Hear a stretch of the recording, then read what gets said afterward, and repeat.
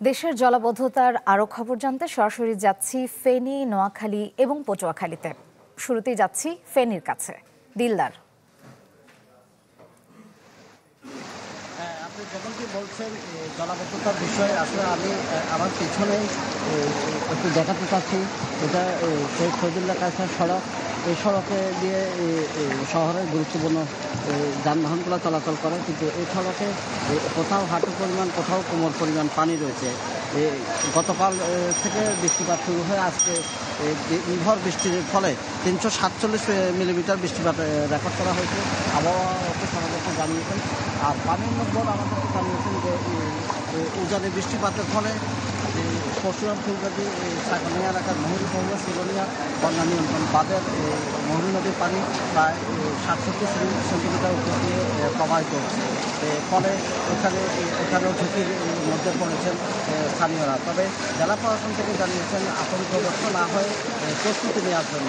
আর এখানে ফেনী শহরে জলাবদ্ধতার বিষয় 24 সালে বন্যার পরে এখানে সংস্কার সহ ড্রেনেজের ব্যবস্থা করার কথা ছিল। আসলে সেই পরিমাণ যেভাবে করার কথা ছিল সেভাবে না করার কারণে আজকে গত 2 দিনের বৃষ্টিতে প্রবল পরিমাণ পানি হয়েছে। তবে আমাদের জেলা পৌরসভা প্রশাসক জানিয়েছেন যে তারা পানি নেমে গেলে ড্রেনেজ ব্যবস্থাটা সংস্কার করবেন এবং প্রয়োজনীয় ব্যবস্থা গ্রহণ করবেন। যেখানে পানি আটকা পড়ছেন, এখন তারা কাজ করছেন।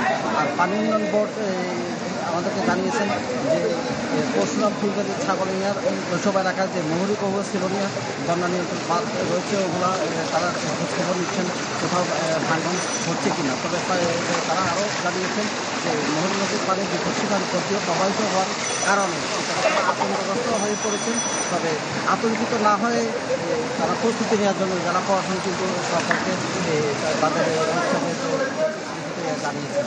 এই ছিল আমার সর্বশেষ। এবারে যাচ্ছি নোয়াখালীতে, রয়েছেন সুমন ভৌমিক। সুমন, সেখানকার কি পরিস্থিতি? শ্রেয়া, আজকে দুপুর 12টা পর্যন্ত যে বৃষ্টিপাত রেকর্ড করা হয়েছে সেখানে বলা হচ্ছে যে 140 মিলিমিটার বৃষ্টিপাত রেকর্ড করেছে শুধুমাত্র জেলা শহর মাইজদি এলাকাতেই। এখানকার আবহাওয়া অফিস আমাদেরকে জানিয়েছে। তবে এটি ভালো বিষয় হচ্ছে গত বছরের চেয়ে কিন্তু এবছর জলাবদ্ধতার যে বিষয়টি রয়েছে সেখানে পানি নামতে আমরা দেখেছি। আমরা পৌরসভার সঙ্গে কথা বলছি, তারা বলছেন যে যেসব জায়গায় আউটফলগুলো রয়েছে সেগুলোতে কিছু পরিষ্কার করার কারণেই কিন্তু অনেকটা কিছু কিছু জায়গায় নামতে দেখা যাচ্ছে পানি।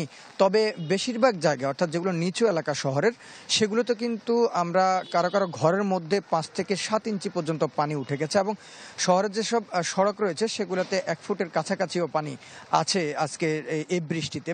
তবে শঙ্কার যে বিষয়টি সেটি হচ্ছে যদি ফেনীতে যে পরিমাণ জলাবদ্ধতা দেখা দিয়েছে যদি সেটি ভারতের পানি গত বছরের মতো যদি ফেনী হয়ে যদি গড়ায় তাহলে সেক্ষেত্রে কিন্তু নোয়াখালীতে জলাবদ্ধতা এবারও বাড়বে এরকমটি শঙ্কা করা হচ্ছে। আবার বৃষ্টি যদি আগামী 4-5 দিন থাকে তাহলে এখন যে আমনের যে বীজতলা করা হয়েছে দক্ষিণাঞ্চলে বিশেষ করে সুবর্ণচর, হাতিয়া, কবিরহাট, কোম্পানিগঞ্জ এইসব এলাকায় যেগুলোতে আমন করা হয় সে আমনের বীজতলাগুলো কিন্তু নষ্ট হতে পারে এরকমটি আশঙ্কা করা যাচ্ছে। তো আজকে যে পরিমাণ বৃষ্টি হয়েছে এটি আবহাওয়া অফিস যেটি বলছে যে আগামী 4 থেকে 5 দিন পর্যন্ত কিন্তু এই বৃষ্টিপাত হতে পারে।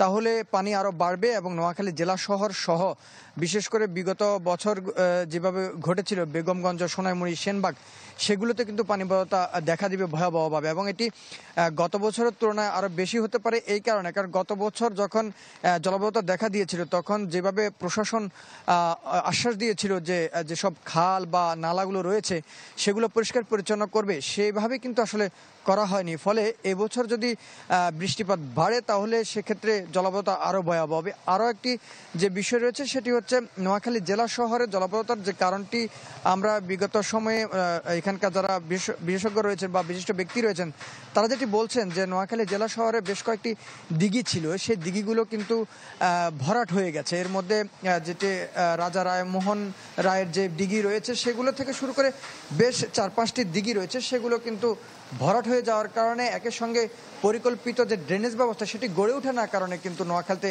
গত কয়েক বছর জলাবদ্ধতা স্থায়ী হচ্ছে। শ্রেয়া, এবারে পটুয়াখালীতে রয়েছেন MK রানা। রানা, সেখানকার জনদুর্ভোগ কেমন দেখছেন? হ্যাঁ শ্রেয়া, যেমনটি শুরুতে আপনি বলছিলেন যে পটুয়াখালীতে টানা 4 দিনের যে ভারী বৃষ্টিপাত, সেই বৃষ্টিপাতের ফলে কিন্তু গতকাল রাত থেকে এখন পর্যন্ত কিছুক্ষণ আগেও কিন্তু বৃষ্টিপাত হয়েছে। অর্থাৎ কিছুক্ষণ আগে বৃষ্টিপাত থেমে গিয়ে আবার হয়তো কিছুক্ষণ পরে আবার থেমে থেমে কিন্তু ভারী বৃষ্টিপাত হচ্ছে। ফলে কিন্তু পটুয়াখালী শহরের 3, 4, 5, 6 এবং 7 নম্বর ওয়ার্ডের যে নিচু এলাকাগুলো রয়েছে সেখানকার ব্যবসা প্রতিষ্ঠান এবং যে বসতঘর সেটিতে কিন্তু পানিতে প্লাবিত হয়ে আছে। ফলে কিন্তু কোনোভাবেই পানি না নামার ফলে কিন্তু আসলে দুর্ভোগ বেড়েই যাচ্ছে সাধারণ মানুষের। এখানে কথা বলেছিলাম পৌর কর্তৃপক্ষের সঙ্গে, তারা যেমনটি জানিয়েছেন তারা সর্বাত্মক চেষ্টা চালিয়ে যাচ্ছেন যে পানি নিষ্কাশন এবং পানি নেমে যাওয়ার জন্য যে ড্রেনেজ ব্যবস্থা সেটি কিভাবে উন্নত কিভাবে করা যায়, দ্রুত সম্ভব করা যায় সে ব্যাপারে তারা চেষ্টা করছেন। কিন্তু সাধারণ মানুষ যেটি বলছেন যে আসলে পৌর কর্তৃপক্ষ দীর্ঘদিন তাদের অভিযোগ দেওয়া সত্ত্বেও দীর্ঘদিন কোনো পদক্ষেপ না নেয় কিন্তু আসলে তা আজকে সেই ভারী বৃষ্টিপাতের ফলে তাদের এই দুর্ভোগ সবথেকে বেশি দুর্ভোগ পোহাতে হচ্ছে। সবথেকে বেশি দুর্ভোগ হচ্ছে 7 নম্বর ওয়ার্ডের যে গোরস্থান রোডের যে এলাকাগুলো রয়েছে সেই এলাকাগুলো সবথেকে বেশি ভোগান্তিতে রয়েছে, কারণ প্রতিটি ঘরে প্রায় হাঁটুর সমান পানিতে প্লাবিত হয়েছে প্রতিটি ঘরই। এর বাইরে কথা বলেছিলাম জেলা প্রশাসনের, তারা যেমনটি জানিয়েছেন খুব দ্রুত সম্ভব, যত দ্রুত সম্ভব তারা এই পানি নিষ্কাশনের ব্যবস্থা করবেন এবং যত দ্রুত সম্ভব এই সাধারণ মানুষের ভোগান্তি লাঘবের চেষ্টা করবেন। এছাড়া পটুয়াখালী জেলার যে রাঙ্গাবালী এবং গলাচিপা, মির্জাগঞ্জ, দুমকি ও বাউফল উপজেলার বেশ কয়েকটি অংশে কিন্তু বেড়িবাঁধ ভাঙন রয়েছে। সেই ভাঙন বেড়িবাঁধ এলাকায় যে সকল মানুষ রয়েছেন তারা কিন্তু এক ধরনের আতঙ্কে দিন পার করছেন। কথা বলেছিলাম পানি উন্নয়ন বোর্ডের সঙ্গে, তারা যেমনটি জানিয়েছেন যে জিও বা তাদের যে ব্যাগ রয়েছে সেই ব্যাগ কিন্তু তারা প্রস্তুত রেখেছেন, যদি কোনো ধরনের ভাঙন দেখা দেয় সেখানে তারা দ্রুত পদক্ষেপ নেবেন এবং সাধারণ মানুষের যে ভোগান্তি সেটি লাঘবে তারা চেষ্টা করবেন। এই ছিল প্রোটোকল থেকে সর্বশেষ। ধন্যবাদ রানা। সারা দেশে জলাবদ্ধতার খবর জানতে আমরা সরাসরি ছিলাম ফেনী, নোয়াখালী এবং পটুয়াখালীতে।